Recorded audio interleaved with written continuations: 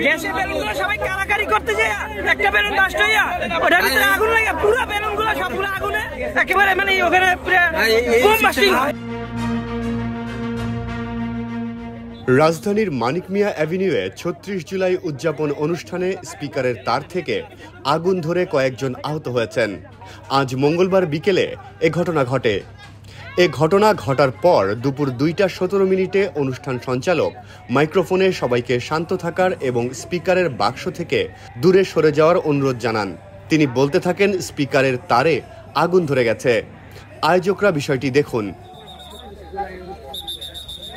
তিনি উপস্থিত সবার উদ্দেশ্যে বলতে থাকেন, কয়েকটি বেলুনও আগুন ধরে গেছে, দয়া করে সবাই শান্ত থাকুন, ভয়ের কিছু নেই।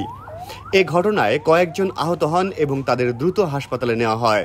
গ্যাসে বেলুনগুলো সবাই কারাকারি করতে যায়, একটা বেলুন নষ্ট হইয়া ওটার ভিতরে আগুন লাগে, পুরো বেলুনগুলো সবগুলো আগুনে একেবারে মানে ওখানে বোম বাস্টিং।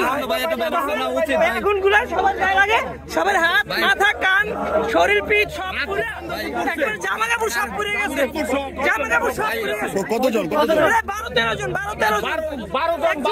একজনের অবস্থা খুবই খারাপ, তার শরীর এখানে দুই হাত সব